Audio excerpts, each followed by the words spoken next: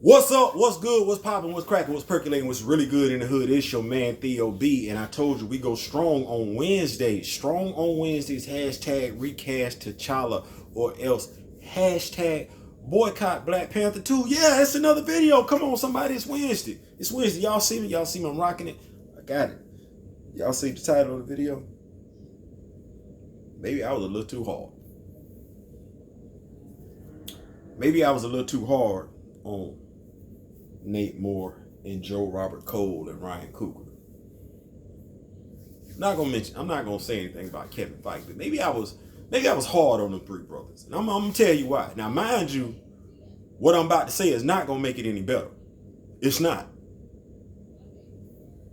But it can shed some light onto how things have transpired. Because when I mentioned Nate Moore before and I talked about Captain America Civil War and I talked about how T'Challa got treated, I didn't even bring up how Sam Wilson got shot by Tony Stark because Tony Stark didn't put a parachute in James Rhodes' armor. And then Tony Stark, even though he can take the arc reactor off and everything like that, because he didn't had the extremist virus in the system, James Rhodes got to walk around with some leg braces on. Still don't make sense to me. But yeah.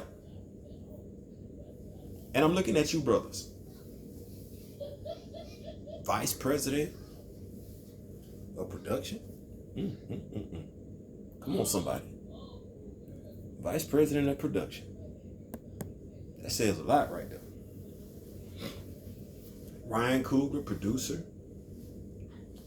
Joe Robert Cole, producer, executive producer. And then I got to thinking, because I'm a reflective type of person. See, I can say something, feel some type of way about something, and still reevaluate what I said right after I said it. Evolution. And I got to thinking, because I'm older than all y'all. I got, Nate Moore by, 8 years, 7 years. I got to thinking. This is me giving y'all a pass. It's not good. Because definitely by now, Nate Moore, you should have woke up.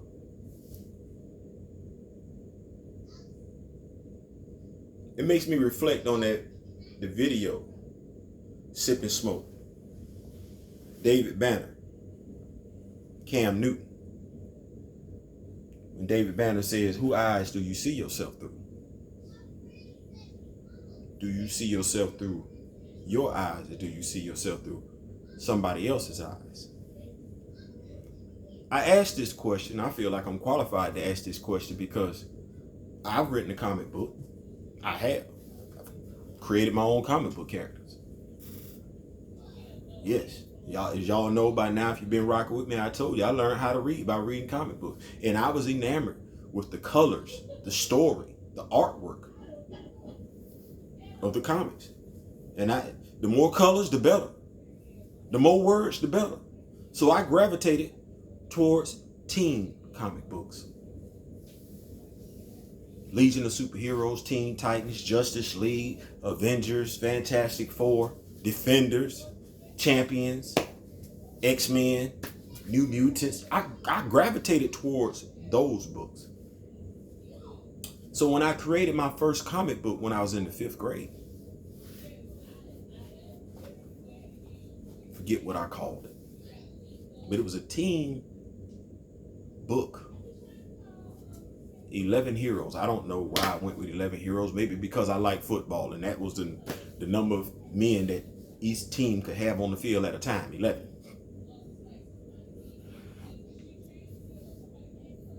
But only one of those heroes was black.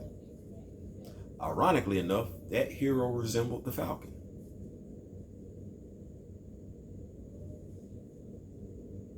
I had a hero that resembled Nomad, Steve Rogers' version, with the yellow disc, and he could also turn invisible and everything like that. It made absolutely no sense.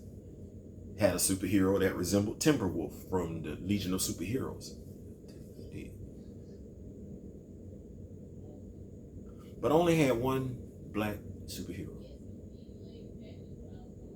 Can you imagine a 5th grader creating a comic book, superheroes, teen oriented, and only one of the characters in the comics that he created looks like him. How did that happen? We don't put enough emphasis on it. We don't think about the psychological, the subliminal programming that goes into a young black male as they grow up, as they develop, as they mature. We don't put enough emphasis on that. Not until they're dead. That's when we talk about it. But what about their development, their psychological development? From the time they come out the womb. See, there are times when that young black male is unsupervised. You sat them down in front of a television. You've given them something to read. What did you give them? Did you give them something to nourish them, to uplift them? Or did you give them something that was going to immobilize them, cripple them in the form of entertainment?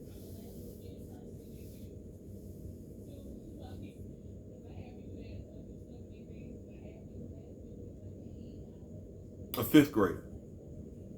It took me till I got to high school. 10th, 11th grade, when I revisited those characters, for me to realize there was something wrong with what I'd done.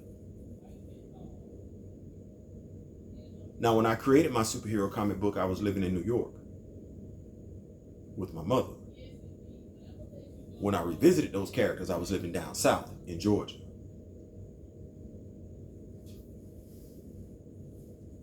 I realized as a high school student that something was wrong with my creation, because my creation didn't have me in it like it should. So maybe I was hard on you brothers in my previous video.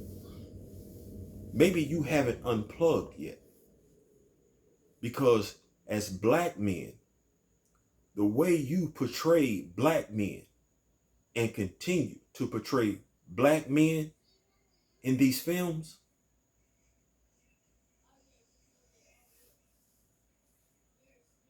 I'm gonna give you the benefit of the doubt and saying it's because you haven't unplugged yet. Because if you have unplugged and you're doing this on purpose, that says a lot about your character.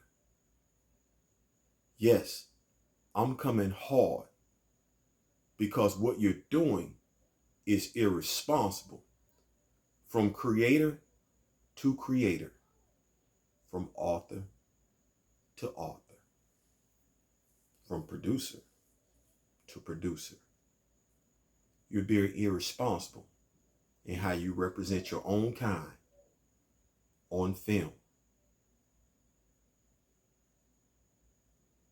It's not too late to reverse that course, unless you're doing it on purpose. I ain't saying, I'm just saying. Peace.